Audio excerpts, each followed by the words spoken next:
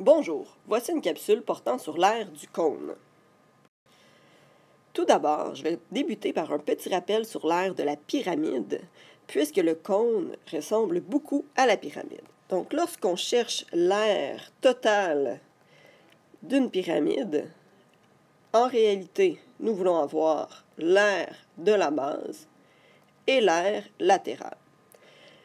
L'aire de la base va varier selon la forme de la base. Par contre, pour l'aire latérale de la pyramide, il existe une façon simple et rapide de la calculer. Puisque si nous représentons, dans ce cas-ci, notre aire latérale de la pyramide, si nous faisons la base totale des faces latérales fois la hauteur de la pyramide, nous retrouvons l'aire d'un parallélogramme. Donc, ce que nous faisions en réalité, c'est que pour l'aire latérale, nous effectuions le périmètre de la pyramide fois la hauteur du triangle. Dans ce cas-ci, la hauteur du triangle, c'est l'apothème de la pyramide. Et nous divisions par 2. Donc, pour trouver le périmètre de la pyramide, nous prenions la mesure du côté fois le nombre de côtés. Maintenant, regardons l'aire du cône. Donc, pour l'aire totale du cône,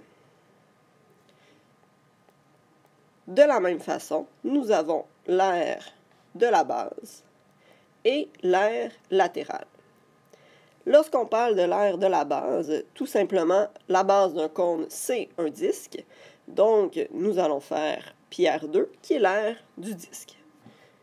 Maintenant, pour l'aire latérale, le cône, en réalité, c'est comme une pyramide dont la base a une infinité de côtés. Et on sait qu'un polygone régulier ayant une infinité de côtés, c'est un cercle.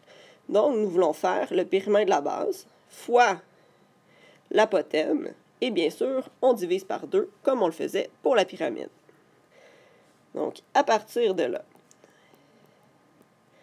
le périmètre de la base, dans ce cas-ci, c'est le contour du cercle, donc 2 pierres. L'apothème, c'est la même chose que pour la pyramide, donc c'est le côté ici, que je retrouve tout autour de ma face latérale. Donc, l'apothème reste la même chose et on divise par 2. Donc, si on écrit le tout plus simplement, nous avons 2 fois pi fois r fois a divisé par 2. On peut donc simplifier les deux et ce qui reste, c'est pi r a. Donc, la formule de l'aire totale, ce que c'est en réalité, c'est pi r2 pour l'aire de la base, plus pi r-a pour l'aire latérale.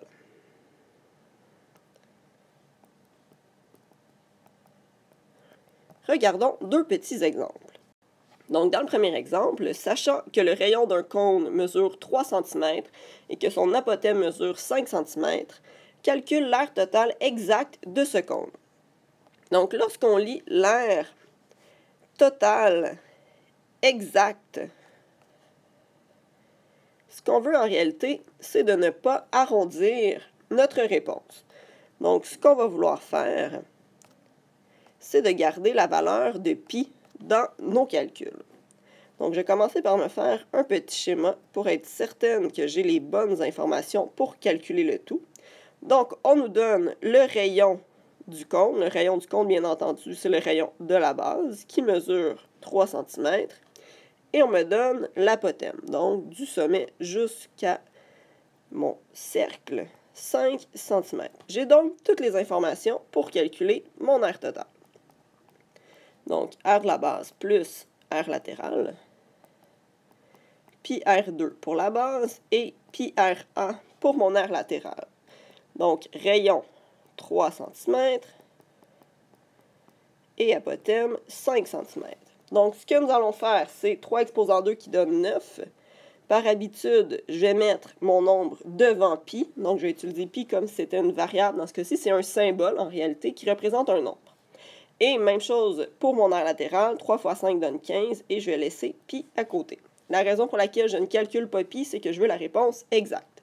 Et à partir de là, je vais travailler avec mon addition comme si j'avais deux termes semblables. Donc, j'ai 9 fois la valeur de pi plus 15 fois la valeur de pi, ce qui me donne au total 24 fois la valeur de pi. Et ici, je vais laisser cette réponse-là. Je vais ajouter mes unités de mesure, donc centimètres carrés. Et pour le deuxième exemple, donc sachant que la hauteur et le rayon d'un cône mesurent respectivement 5 cm et 2 cm, calcule l'aire totale de ce cône. N'oublie pas d'écrire la formule et la démarche est d'arrondir tes calculs au millième près. Donc dans ce cas-ci, on ne demande pas la réponse exacte, nous allons arrondir notre réponse au millième près. Donc je vais commencer par un schéma de la situation. Donc, dans ce cas-ci, ce qui m'est donné, c'est la hauteur de 5 cm et le rayon de 2 cm. Donc, pour calculer l'aire totale, j'ai besoin du rayon et de l'apothème. Dans ce cas-ci, il me manque l'apothème.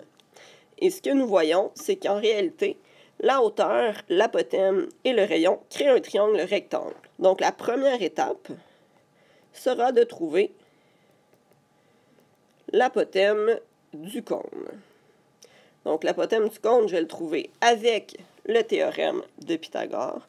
Donc, dans ce cas-ci, première cathète, rayon au carré, plus deuxième cathète, hauteur au carré, est égal à l'hypoténuse, apothème au carré.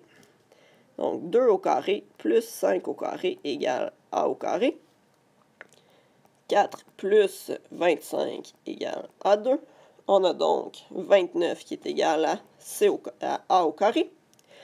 Et j'effectue la racine carrée, ce qui me permet de trouver la mesure de l'apothème qui est environ 5,385. Et ici, nous travaillons en centimètres. Donc, une fois que j'ai l'apothème de mon cône, je vais pouvoir trouver l'aire totale. Donc, deuxième étape, l'aire totale du cône. Donc, l'aire totale du cône, c'est l'aire de la base plus l'aire latérale. Donc, pi R2 plus pi RA. Donc, pi fois le rayon qui était de 2. On va écrire la bonne chose, hein? Pi R2 plus pi RA. Donc, pi fois 2 fois l'apothème qui était de 5,385. Donc, ici, puisqu'on a arrondi notre apothème, on a environ 4 pi plus 10,77 pi, ce qui donne environ 14,77 pi, puisque j'additionne le 4 et le 10,77. Et lorsque je multiplie par pi, j'arrive à environ 46,401 cm². Merci!